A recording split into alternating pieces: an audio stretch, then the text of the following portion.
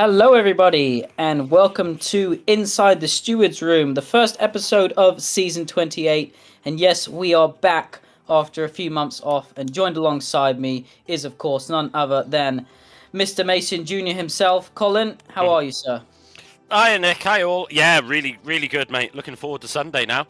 I was saying on the tier placements stream that it feels like ages since last race at One Hub. It hasn't actually been that long, but it feels like yonks. But yeah, I can't wait to go now. Not long to go. Yeah, start of November, so been a couple months, but I do feel this where we're not having a pre-season race on season 28. The pre-season feels like very quick. 1 minute we're doing the tier placements. Next minute, it's time to go racing. So, but nevertheless, exciting. Yeah, it's going to be a very interesting season, and of course we've got 4 tiers now as well, which is the most tiers that we've had for quite a few seasons, which is brilliant. And I think it's going to be very close throughout every tier. Yeah, definitely. I think the goal was there was a lot of interest last season. At times we had 20 plus on the waiting list. So great that we can get back to 4 tiers. And of course, we're one of the very few leagues that you have to pay to race on F1. A lot of leagues are shrinking, Cole, but we're still going strong, and it's all about that product and experience that we're offering drivers. Yeah, exactly that. And what everyone's got to remember is that every penny that is paid to the league goes back into the league for prizes, etc. And we have some crazy prizes this season as well, which I still get blown away looking at what we offer to people. Like my dad, he won a whole seat rig from Next Level Racing, which he's using every week, which is amazing. Yeah, I think J. Cole last season got £140 in sim racing setup vouchers. When you pay a £7 entry fee, it doesn't feel a lot when you're getting those sorts of rewards. But I think generally, I think a lot of the drivers, they sign up because the professionalism of the league, things like what we're doing right now, all are part of the package. Yeah, exactly that. This is so this feature here. I think we debuted this last season, and it was a big success. So we're gonna be continuing to do it. So obviously we would normally review stewards' decisions. Obviously we haven't had a race yet, so we got no stewarding decisions to go through. But we will be going through certain rules unique to One Hub, especially for the newer drivers. We talk about little tweaks to rules that we've done since last season as well. Yeah, well, let's start with the main one, which is, for those who don't know, how many of you actually read the terms and conditions when you sign up at One Hub, but there is a new section called F1 Tiers. So this whole section is all about basically protecting the interests of the league and the majority of the drivers in a tier. So this section basically just gives us as a league, not necessarily the stewards, Cole, but us admins of the league, a bit more flexibility and authority to, if we want to make a change in terms of move a driver up, move a driver down, we have that flexibility, because if it's been in the rules since sign up, then there can be no arguments about the decisions that we perhaps later on have to make. Yeah, exactly that. And because what we don't want is, a couple of drivers completely dominating, winning the race by 30 seconds, for example. And this tweak of the rule allows us to just move drivers into better tiers. Because if we didn't do that, then obviously there was a danger that we would lose drivers as well. So having that capability is much better for the league all round. Yeah, and I think, if I can sum it up, it's actually really difficult for us because there's so many variables that go into our decisions, and a lot of the time it's like I'll move him up or move him down or her, but what everyone has to understand is that everyone's paid an entry fee. Yeah, so we have a responsibility to, almost as a kind of consumer customer type basis, we try to avoid upsetting anyone. But what we've had a chat during the off season is, we might have to upset and ruffle a few feathers, and if they don't like us for that, and they don't want to race a one hub, then respect that decision. But we've got to, at the forefront of everything we do, it has to be about the league as a whole, and it has to be about the majority of the tier. But Cole, how many times have we had it where if you got a season that goes on for 2 months and drivers are racing every week and they're practicing 2 or 3 times a week, if they start in the P4 tier at the start of the season, they genuinely could improve by a second come round 8 or 9. So it's not always, and in that situation, they might be in a championship fight. You can't just go, oh, we'll move you up. There's lots of variables that change during the season, and I think a lot of the time, we get criticised, and sometimes rightly so. But it is difficult to make these decisions, and there's so much to consider. Yeah, exactly that, especially with new drivers as well, because we haven't got, we don't know what their race pace is like. We don't know their level of experience. When it comes to new drivers, we only have the qualifying week to be able to judge it. So it is very, very difficult. And this is why we introduce these rules, so that we can make quick decisions early on if it is obvious. Because what we don't want to happen is, like Nick said, drivers are going to improve. If we get a new driver who's never done league racing before, he might start the season, he's really, really struggling, then gets the hang of it, and he's dominating the tier at the end. But then that's unfair then to move that guy up, simply because he's got used to the game and used to league racing. So it is a balancing act. And like Nick said, this is not just a stewarding decision. This is done by the entire admin team. And we all talk together to make sure that we come to the right decision for the league and the drivers. Yeah, and of course that admin team, if you combine all their league racing years together, there's one hell of a few years of experience in there when we make these decisions. But all right, moving on for that, Cole. I just wanted to quickly talk about, look, we're at the start of the season. Really important, we don't quit. And the reason I'm mentioning this, Cole, is because so often into a season, after 2 rounds, you've had a couple of bad races, your motivation drops, and it's easy to throw in the towel. But it's a long season, Cole, and there's plenty to play for, and you've got to understand that you could at any point during the season have 2 bad races. Just because you start with 2 bad ones doesn't mean that's how the rest of the season's going to go. I think for existing drivers, we've proved that we're a clean, fun, respectable league in terms of the racing on track especially. And I think for new drivers, they got to give us a fair chance to enjoy that. Exactly that. And to be honest, I think my season last year is case in point. I didn't have a point, really, in the first 5 races. I was right at the bottom of the league. And then I had a 4th, a 5th, a 7th, a 5th, a 4th. And my season turned on its head. But never giving up. Keep going. Even, and this doesn't just go for leagues, this goes for individual races as well. The amount of drivers that I see who get front wing damage on lap 5 and come in the pit lane and retire. What are you doing? Yeah. I remember one race last season where Dad was 33 seconds behind the guy in 16th. Kept going. Kept going and kept going and kept going, kept pushing. He actually finished 8th because there was a very, very late safety car that helped him. So even down to individual races, but especially across seasons, you're going to be learning so much throughout that season.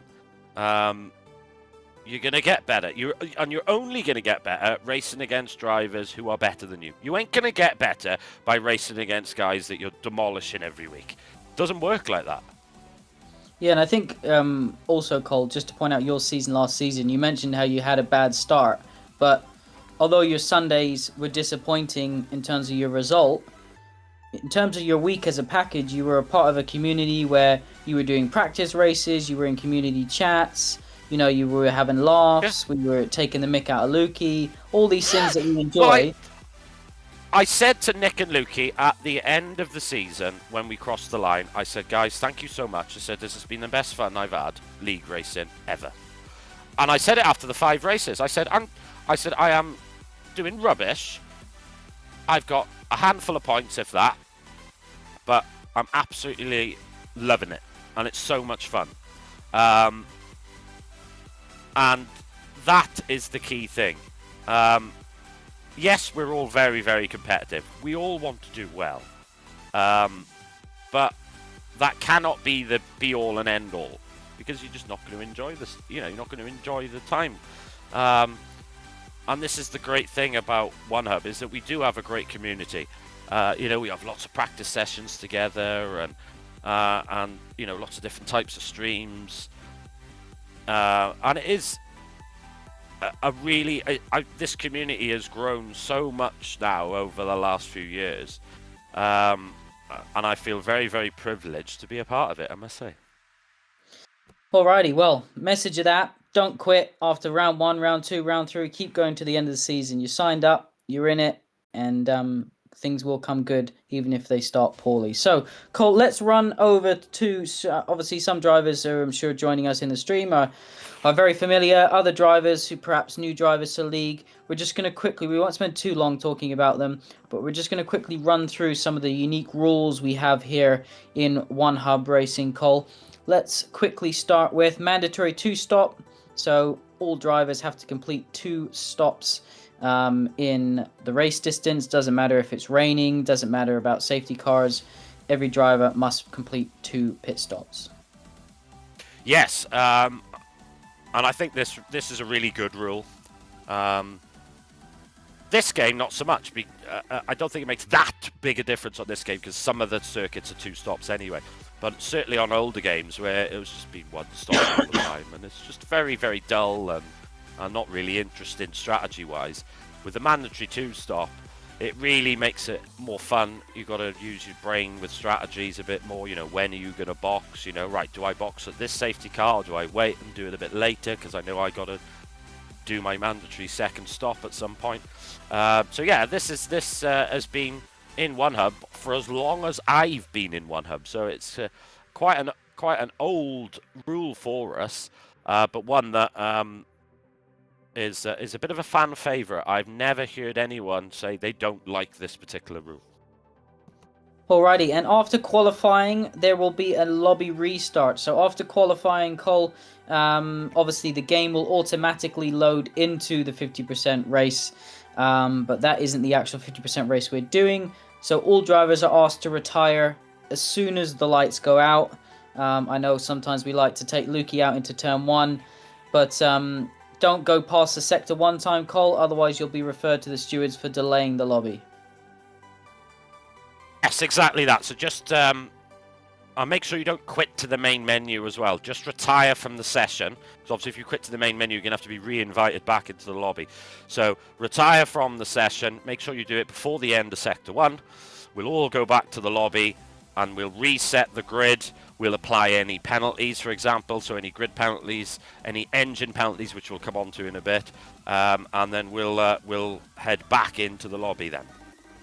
Yeah, and of course another advantage of this, you mentioned about grid penalties and things like that, that the stewards can obviously issue, but also, Cole, everyone gets fresh tyres. Obviously, in some tracks where they're shorter, you can get 4 runs in, which obviously gives you 4 chances in the short qualifying to get the perfect lap. And then obviously in the race, you've got a blank canvas in terms of tyres for the race, and of course you can use a qualifying and a race setup. So Parc Fermé's on, So once you select it in that session, you're stuck. So in qualifying, you'd be stuck with whatever you select. But of course, you could select a different one when we get into the 50% race. Yes, and just remember to load your setups. I'm tier coordinator for P1, so I will be reminding the P1 drivers. But just remember, when you go back into the lobby after the lobby reset and you're on the grid, remember to load your setups. All right, let's talk about points. So championship points are from 1st to 12th. So if you finish in the top 12, you will get a championship point. And then you've also got fastest lap points. So 1 point will be awarded to the driver with the fastest lap in the top 10. And 1 point will be awarded to the driver with the fastest lap outside the top 10. So if you're down in 14th place, don't feel like you got nothing to play for. Couple laps before the end of the race, get those soft tyres on and go for a fastest lap. You can often find yourself grabbing a point that perhaps you wouldn't have been able to get. Exactly, and for those of you who say, "Wow, it's only 1 point, not worth it." Rich, I think it was Rich, was fighting J-Luke last season. Yes, 1 point was the difference between winning the championship and coming second.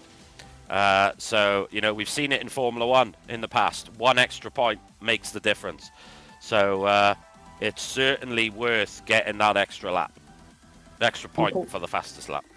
When you're sitting on the grid in the 50% race, this is obviously the actual one. So we've restarted the lobby. We're all sitting on the grid. Fuel's done. Strategy's done. Setup's loaded.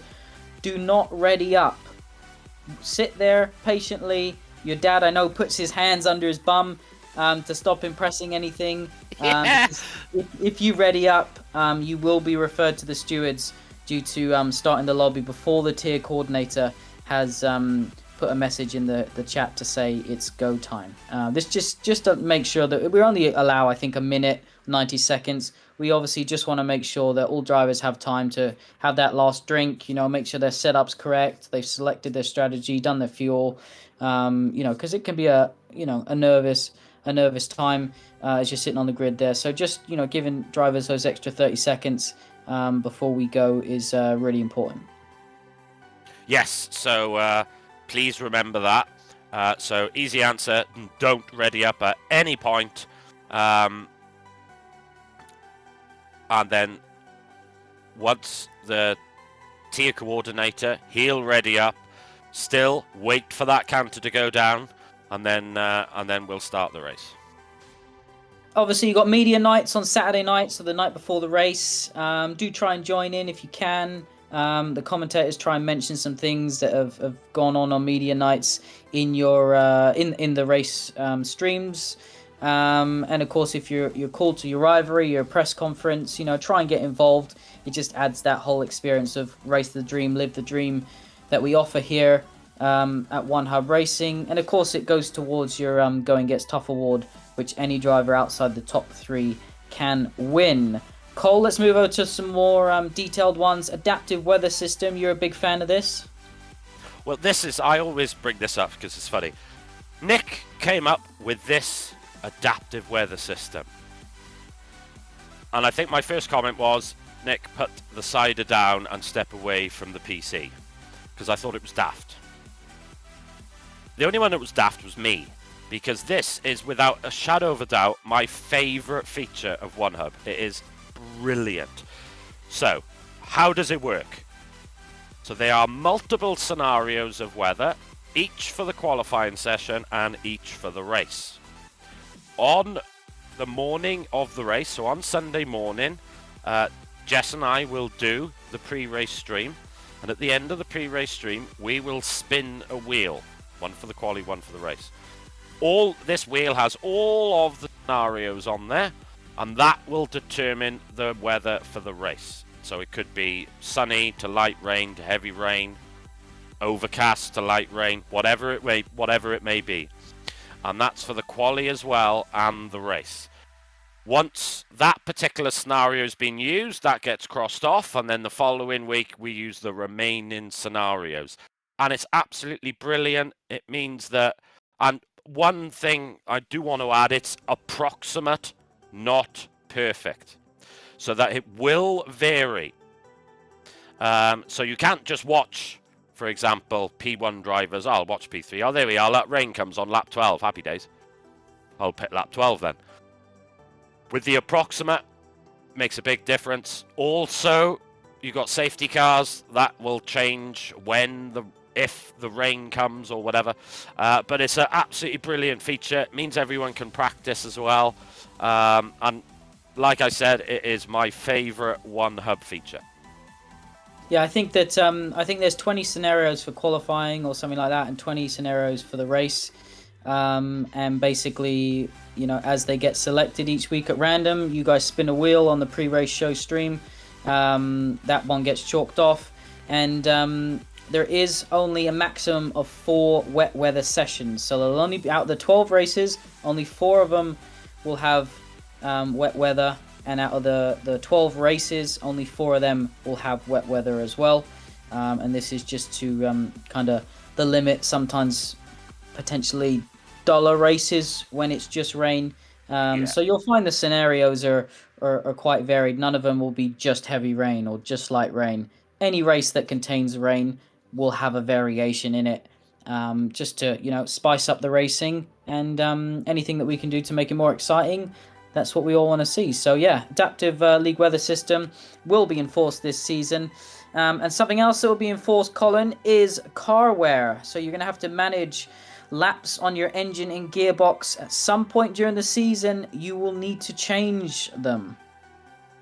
Yeah, so we have gearbox and engine.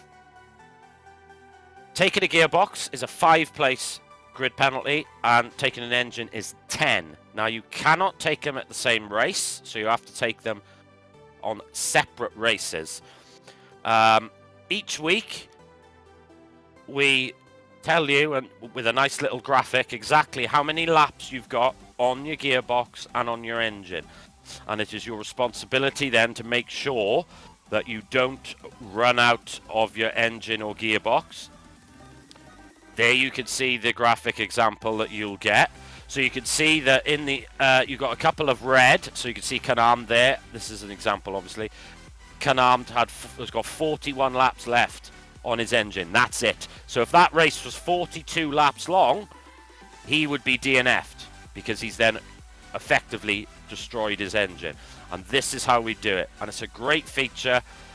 Brings a lot of tactics involved. When do you want to take it? Do you want to take it on a circuit that's got lots of safety cars and you might be able to jump up? Do you want to take it on circuits where overtaking's quite straightforward? Things like, circuits like Kota, for example. And we've had this in for quite a while now, and it's a brilliant feature. Yeah, and it'll be designed how long the engine and gearbox last, so that you can pretty much change it anywhere from round 2 to the end of the season. So we have it so that there's a larger variation in terms of the amount of tracks where you can get away with changing it early on in the season. Obviously, if you miss a race, it will mean that your engine can perhaps last further into the season. If you DNF, your engine will get... did we change it, Cole? Is it 1.5 or is it 2 now? I should have checked this. Let me quickly go and check. Rageman is the man for that. It's 2 times. Jess is telling us in it here. So you will get double the... So if you complete 20 laps of a Silverstone race and you DNF on lap 20, you will get 40 laps worth of engine and gearbox wear for that race because you've DNF'd and damaged your car parts. Obviously, it's all, it's all make-believe, but it just adds to that whole experience of, if you were driving real F1, these are all things that you'd have to consider.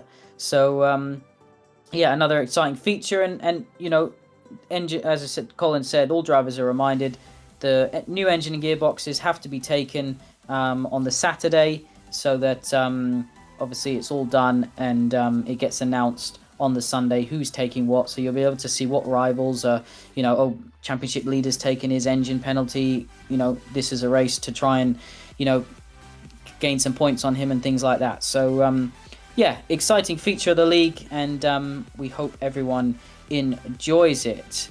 Now, Cole, that's pretty much most of the kind of unique features we do at One Hub Racing. Couple questions I've seen on screen. Formation lap remains off this season as it was last season. Reset to track. You will be penalized if you're referred to by the stewards. And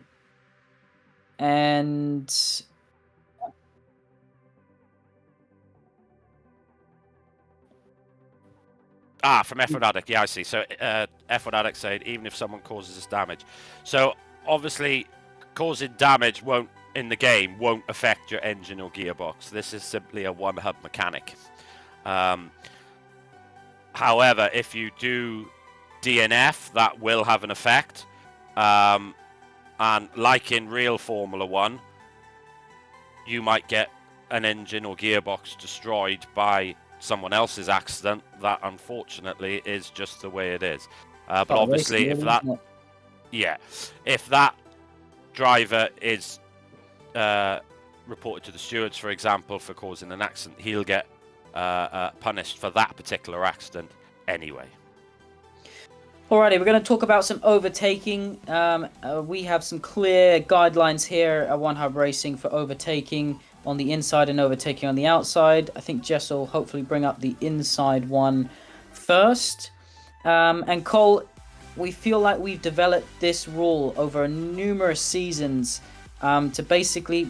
This rule isn't necessarily all about, being able to have the best racing. It's also about making a set of guidelines clear for drivers, so really clear, so that we don't have loads of incidents in the steward's office every single week.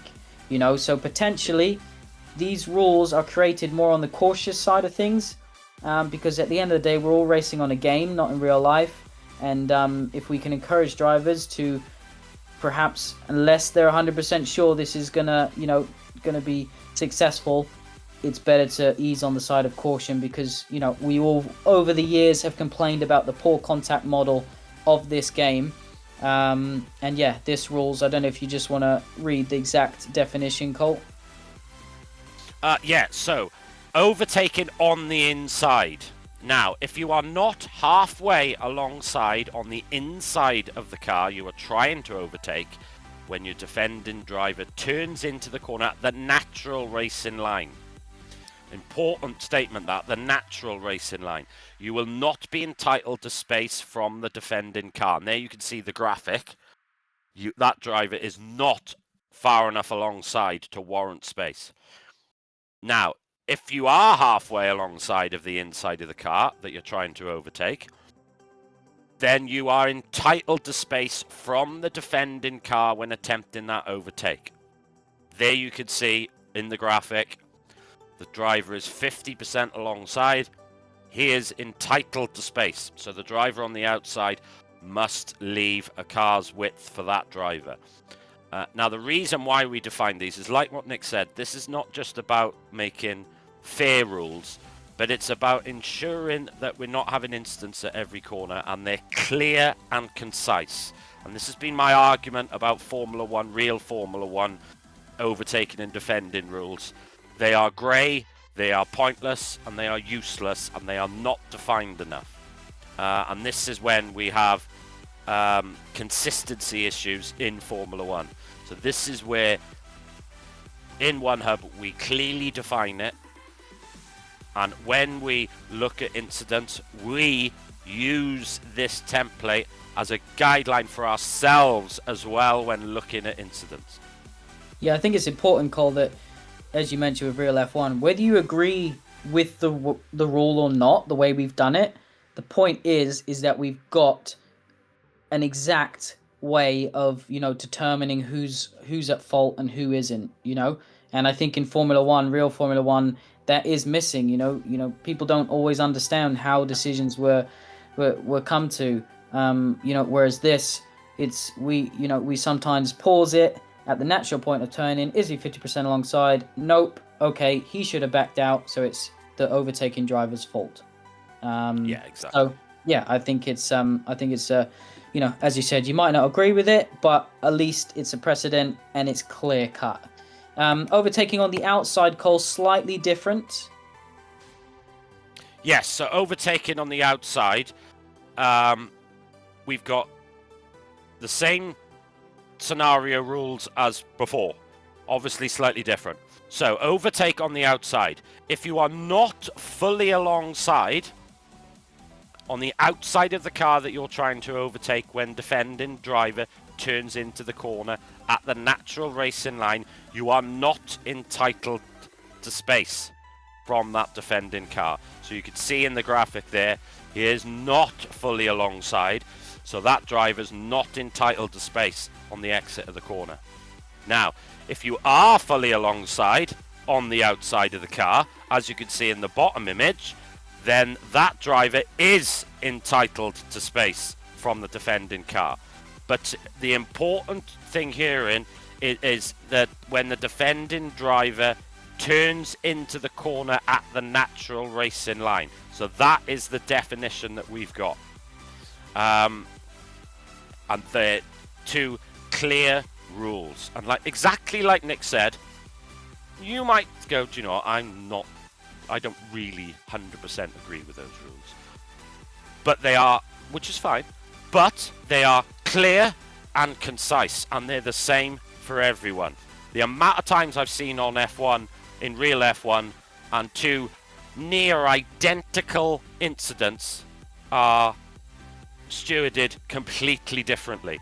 And that's what we want to avoid. And this helps with lack of incidents. Everyone's clear on the rules. They know what they can do and they know what they can't do.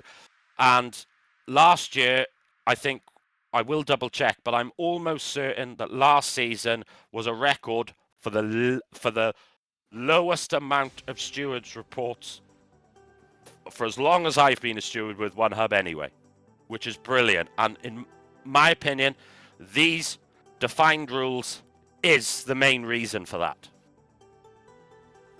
All right, I don't know if Jess can quickly bring up the parameters image. I'm not sure if I told her in prep to get this one ready or not. But basically, yeah, she's got it. She's good as Jess. Good as gold.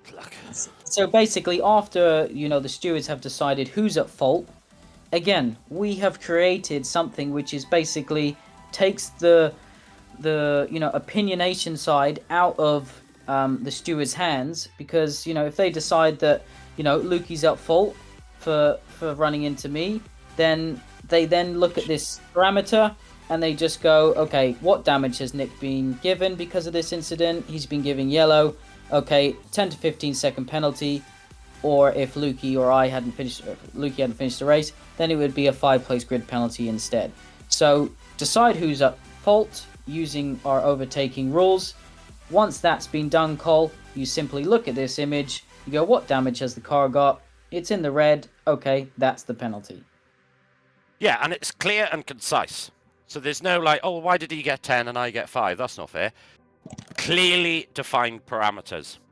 So for example, all the stewards having a conversation and they're looking at incidents, it's not like, I think it's 10, or I think it should be 20, it probably should be 25. We simply look at those stewarding parameters. Now, one thing I will say, if a driver goes, that's my fault, I've really knackered in there, I'm going to let him go. That's the right thing to do. The stewards will take that into account as well. So let's say you dive down the inside of a guy and you go, that was daft, I shouldn't have done that. But I wasn't far enough alongside. I'm going to move out of the way and I'm going to let him go. Let's say you still get reported. The stewards will see that and they will take that into account. I think if there's no damage, Cole, and it's only, a small amount of time lost, the stewards will pretty much almost praise you for what you did rather than punish you, and if, say you've caused someone yellow wing damage, again, what they will look at it is go, okay, they've waited, so we're going to reduce that yellow incident parameter down to a green incident because, you've given up time already yourself on track off your own accord, and that's exactly what we want to encourage. Exactly that. And we've seen it in the past, which is great, two drivers come together, one guy goes, that's my fault blatantly, I'll let him go. And 9 times out of 10, it doesn't even go in the steward's room because the other guy goes, "Oh, he's let me go. Yeah, tidy, fair enough." Respect, isn't it? Yeah, exactly that. Alrighty, well, let's jump over to, we've got a few rule images we're just going to flick through. We won't talk long on these. The DRS chicken, or have you got a particular order, Jess, you want to bring them up in? No, we'll start with DRS chicken. So, Cole, pretty straightforward. This was added for last season. Yeah, so the DRS chicken, so we did have a few incidents a couple of seasons ago where drivers were going, "Oh, I want to have DRS," and they'll brake earlier than expected and cause pandemonium behind them. So, reading the rule here, whilst battling and towards the DRS detection, drivers are not allowed to use a tactic which we deem and call DRS chicken. This basically means the drivers are not allowed to lift off the throttle or do a sudden deceleration to allow the attacking driver past them before reaching the DRS detection. Drivers who do this can be reported to the stewards. We've seen it happen in the past, and it has caused a big accident where a driver is lifting off the throttle or even braking on a straight where the drivers behind are not expecting it. So we introduced this DRS chicken rule, which will stop that kind of action. Alrighty, next one, just qualifying hot lap. So obviously during the qualifying session, drivers who are not on a hot lap need to be aware of other drivers on track, as they will need to get off the racing line to let drivers on a fast lap through. If a driver ends up blocking or affecting another driver's hot lap, that driver can be reported to the stewards, and that's whether it's intentional or not, and whether you're in control of your vehicle or you've pressed pause to go and do something. It doesn't matter. You shouldn't be doing that on track during qualifying, because your ghost car can affect and put off a driver who's on a hot lap. So really important that, you know, if you're on a hot lap in qualifying, I mean, it's all standard stuff. Unfortunately, it does happen every season.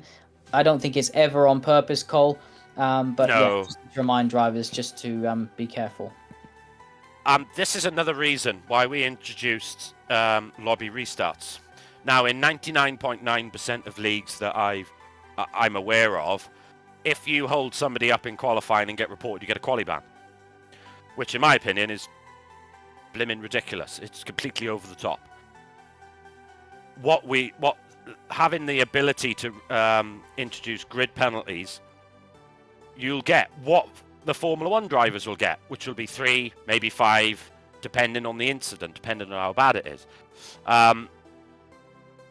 And this is why we introduced that mechanic of restarting the lobby. Now, obviously, it won't be straight away, because it'll be for the following week.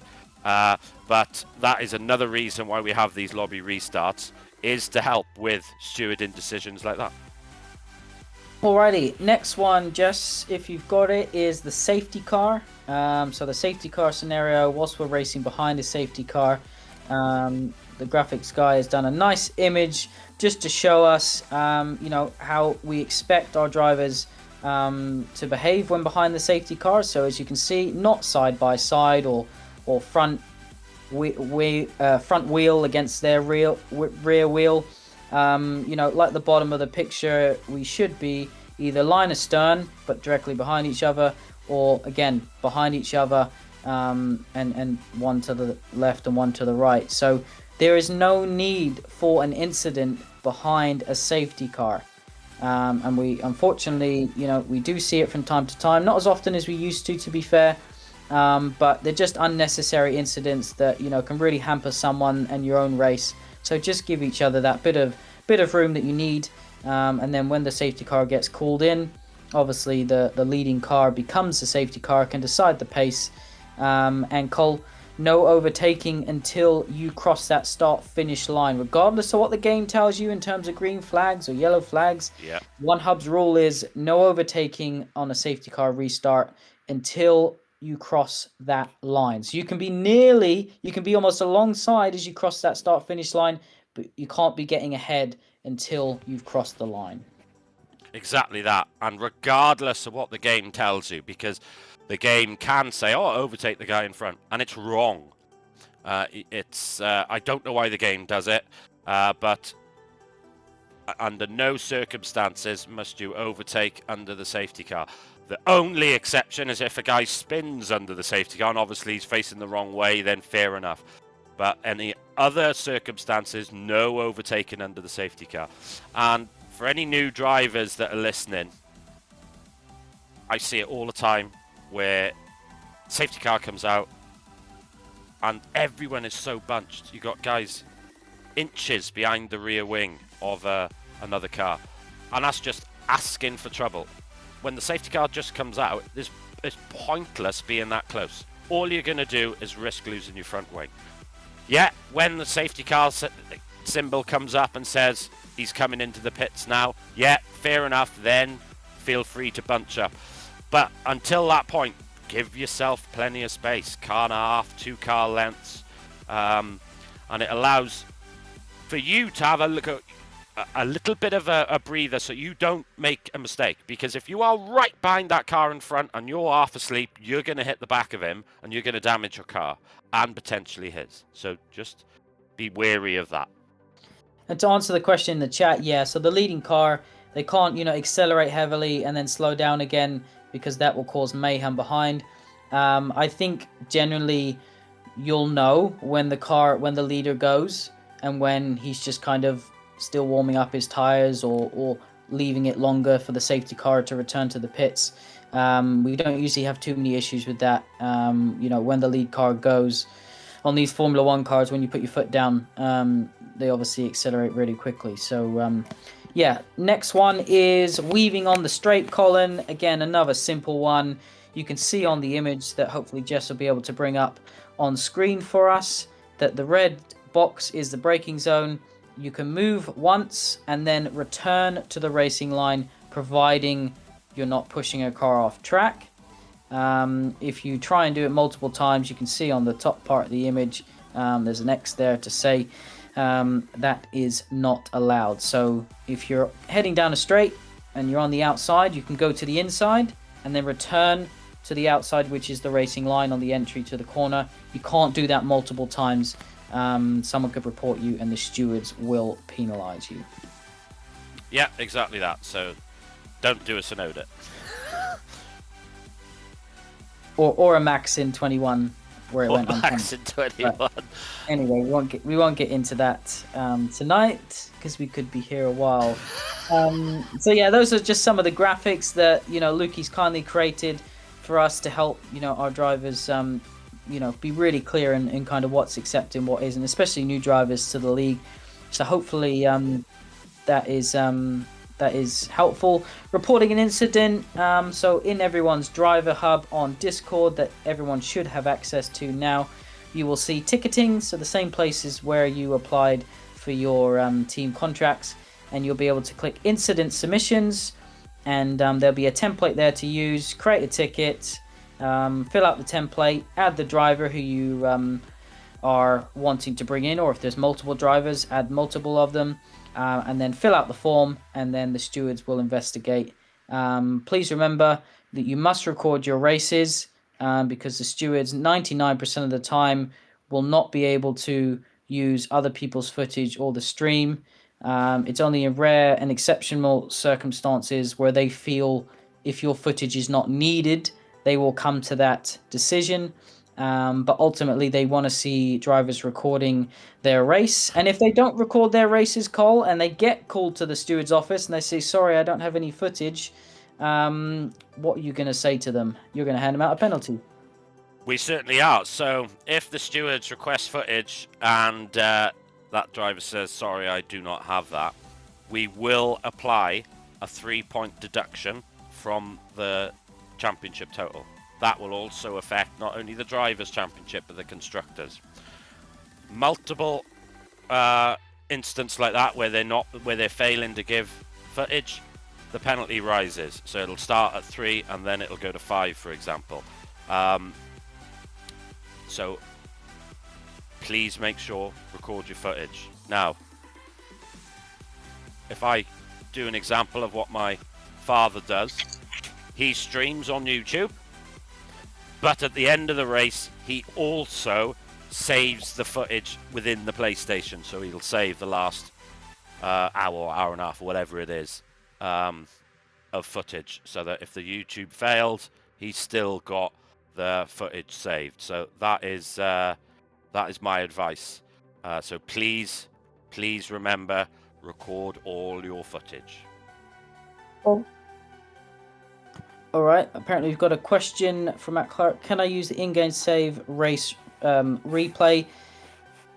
You can, but ultimately the stewards will probably deem that they don't have the sufficient point of view to be able to, if you're for example, if you're defending your position in terms of an incident, they will probably want to see you're on board.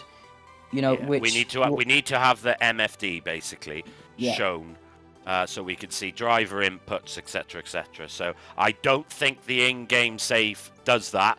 So Matt, I think that's a no. So no, you won't be able to use the in-game save race replay because it doesn't give the stewards enough information. So just make sure that you record your live footage. Alrighty, and Cole, finally, we've got another question. It says, stewards can remove an amount of race time. Say I get an unfair 10-second penalty that I served during the pit, and then I get it removed in the steward's office 10 seconds off my race time. So, Cole, I don't know whether you want to take this one in terms of removing penalties. Yeah, I'll take this one. So, Riley, for anyone who serves a 10-second penalty in the pit lane, then it cannot be removed. We know it's frustrating because it might not be just penalty, but if it is served in the pit lane, then unfortunately we will not be able to remove it.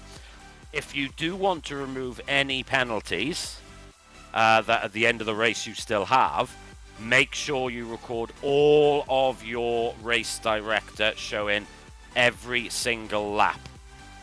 And when you, if you are, let's say you've got a double warning, which does happen in this game from time to time, make sure that you've got footage of the incident itself, but also the entire lap.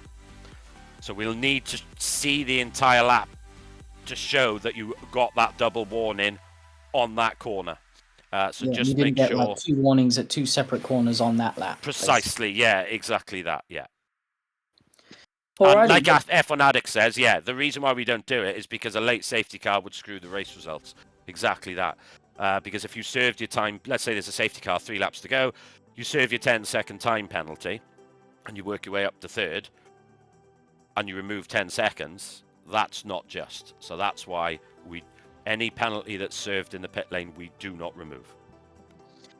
Alrighty, well, let's talk about Spain quickly. Obviously, we've gone on a bit longer than normal, but it is the first one of the season, so we like to run over these rules. And there will be, certain weeks, Cole, where we focus on, removing a penalty. So we'll show exactly, what a driver did to be able to get their penalty removed. We'll also highlight, a driver that was missing the race director and say this is why we weren't able to remove it. So we'll focus on certain things each week on the episodes of Inside the Stewards Room. But for now, Cole, Spain, obviously everyone's done a lot of laps because qualifying week was around Spain. And for anyone wondering, the calendar, what we try and do over a course of a game cycle, we try and run every track. So except Monaco, because that just causes carnage. But we try and run every track. So whatever nationality you are, if you race in the league over the course of a game, you will have a home Grand Prix, if, of course, real Formula 1 race there. But Cole, a tricky track, lots of grass, lots of gravel, easy to lose the car, some high-speed corners, heavy braking zones, couple of DRS zones. What do you expect drivers to look out for? Yeah, it's quite a tricky circuit. Even though turns 1 and 2 is a chicane, it's quite a fast chicane, so just be wary of that, especially lap 1, turn 1. Also, the pit lane entrance, the amount of drivers I see hit the inside wall, I've done it in practice. Just be very, very wary of the pit lane wall coming into the pits. And I really do recommend practicing where to brake for the pit lane line.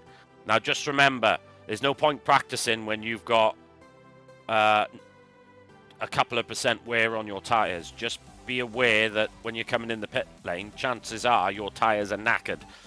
So that braking distance is going to be increased. So just be wary of the pit lane entrance. But I actually find racing around here quite fun because A lot better since they got rid of the chicane, isn't it? yeah, it's loads better. But what I like about it is that, you know, most of these corners there's grass or gravel not far away. So if you make a mistake, it's usually a big one. You know, not if you flip it on its head like the old Paul Ricard circuit, the car park. You can make a huge mistake and you're just still on tarmac. So this is almost an old school track. So I do love it. But see, look at the exit there with Salo. You can see that he runs slightly wide and he's on the grass. And the same with this left-hander there. So just be wary and be very mindful of your tyre wear. I don't think this track is too bad on tyres, but it certainly is worth practicing. Don't forget, mandatory 2-stop. Alrighty, well, thank you everyone for joining us. Hope you enjoyed first episode of season 28 inside the Stewards room. Big thanks to Jess, who's in our ear and showing you everything that you see on stream, and Cole for joining me for inside the Stewards room. Obviously, I won't be racing this season, unfortunately, due to little Noah arriving just 3 months ago today. Actually, happy birthday, happy 3 months birthday, Noah. But I will still obviously be here for inside the Stewards room. So Colin and I can really explain, and you never know, Mark might join us every now and then. So, you know, we can really explain and give drivers an insight. So, look, you might not agree with our decisions, but at least you can see how we came to that decision. And hopefully you'll be able to see that proper thought process went into it. And, you know, we've applied it correctly with our rules at One Hub Racing. Yeah, so we hope you enjoyed tonight's stream, and it's has been insightful for you. But if you do have any questions regarding any stewards, feel free to give me a message. You can DM myself, and I'll try and answer them as best I can. So yeah, any questions, please feel free to ask. Alrighty, and just want to thank our sponsors. So our new title sponsor, Delta.app. If you are over 18, make sure you click on our link that's been popping up in the chat to download and get your investments started. Obviously, a title sponsor new for this season. You know, they've been a big help to securing our future here at One Hub Racing, and you know, being able to offer more and more as the year goes on.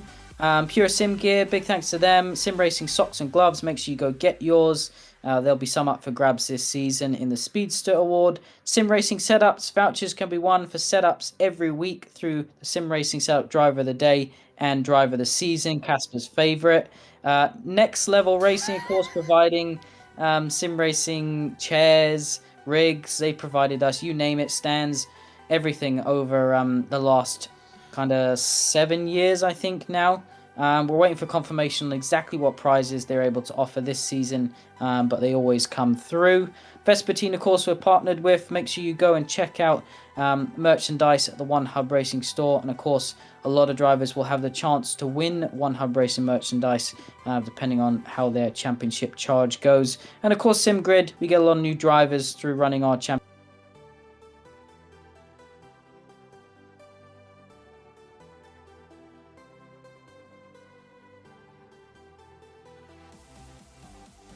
Your merch. There are other discount codes on our Discord that you can go and check out for sim racing setup, for sim gear, all sorts of things. So, Cole, I think we'll give it a wrap there.